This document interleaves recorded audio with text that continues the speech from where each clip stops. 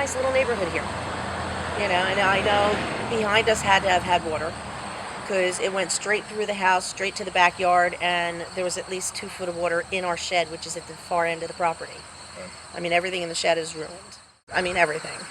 You just sit there going, everything in the nothing shed's below a couple feet.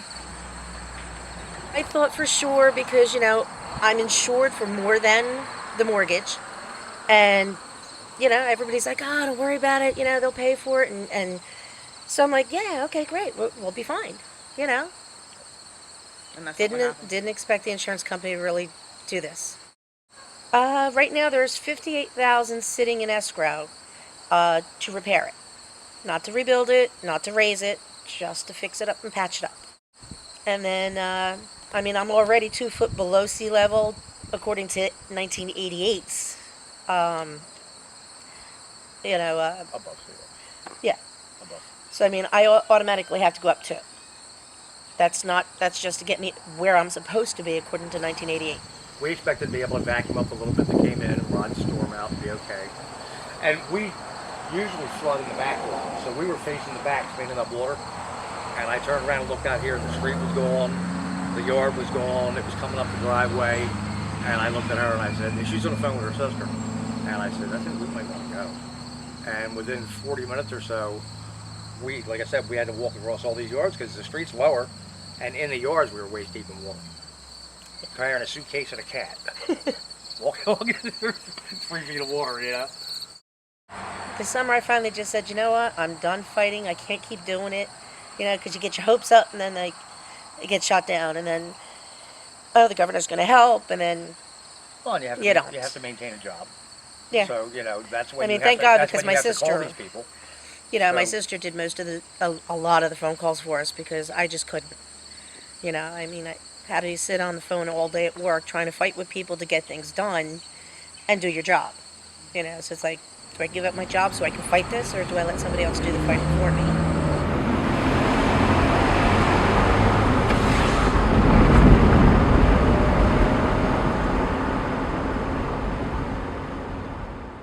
So, this house flooded, and we have flood insurance.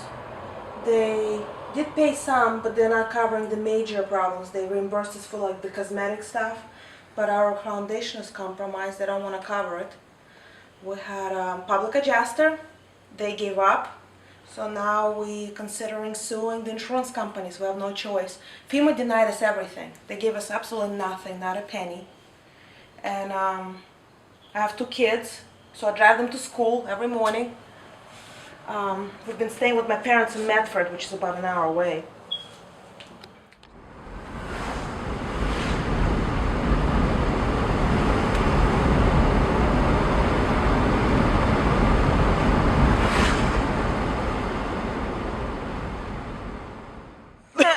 $12,000 deductible? Yeah.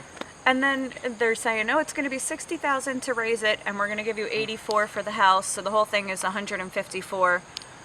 And I go, $60,000 to raise it 3 feet?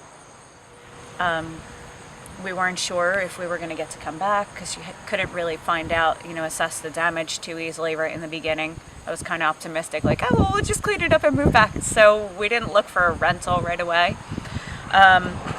It took us 2 months of searching for a rental, putting in lease agreements, contracts, because there were people just waiting to get any rental. There was nothing out there. Mm-hmm. So we finally found one 4 months later in Ortley Beach, which is basically 45 minutes to an hour from here. And if you walk around here at night or you drive around here at night, no one's here. So the next morning we come down here, we're driving through, and all these just puddles everywhere. It's just water. And we come in, and floor, the mattresses, everything. We had things put up on the beds to keep it safe because we figured, the water can't get much higher than a couple of feet, but it came all the way up past the mattresses. So our couches, we had books, there was clothes, your piano. Yeah, lost the piano. I had no idea. I can't believe that this is what my house looks like, that I'm still paying for. I'm still paying my mortgage, I'm still paying my insurance, I'm still paying the taxes. I haven't defaulted on anything. And this is what it looks like. I can't even live in it. It's not even a usable garage. I tried to store something. A colleague of mine from work gave me a couch, thankfully, and I said, "Oh, that's great. You know, or when we rebuild, it's this beautiful couch. They hadn't used it long, and it got molded." So you know, you have a place to live. You pay your bills. You do what you're supposed to do. You get the coverage you're supposed to have, and then 11 months later, we're still looking at this.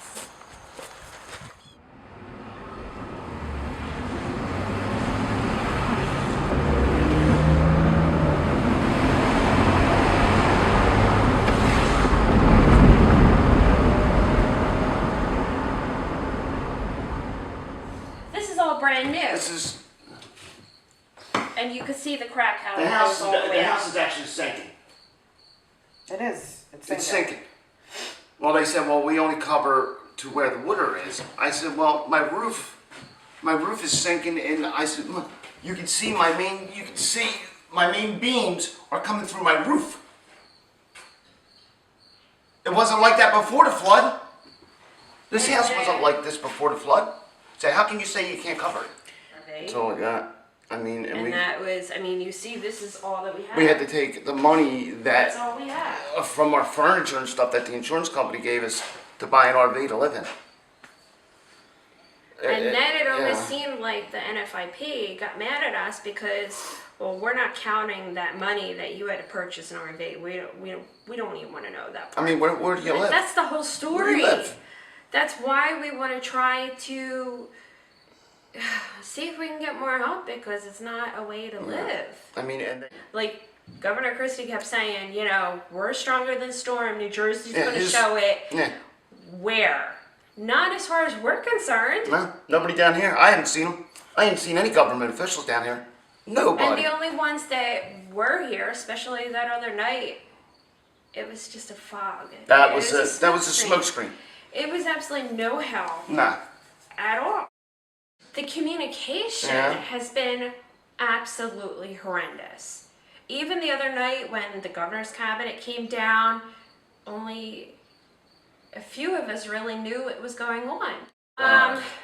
The nature, the solitude, the I mean, peace of mind, knowing that we still had something I had that my we were boat out fighting back. for. I used to It be was able a to dream. come home. I had a hard day at work. I'd jump on my boat. I'd be able to go out.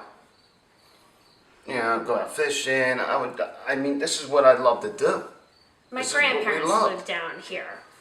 And And- so we grew up on the water, fishing, boating, and that's why we wanted to come down here, because we're boaters, we're fishermen. We were going to use this as a retirement home. Eventually we would have built it up and made it a bigger house. Yeah. This was a starter house This for was our our future. retirement. This was And- basically our retirement. You know, to see it destroyed, that's fine. We expect some kind of damage. Living on the water, that's what you expect. You know, you get so distressed out, you don't think, well, is there anybody else suffering just like me? And there really is. There's a whole community. And It's not just about us here. I mean, this is this is a this whole town. town wide. This place is wiped out. This is wiped out, and nobody's doing anything.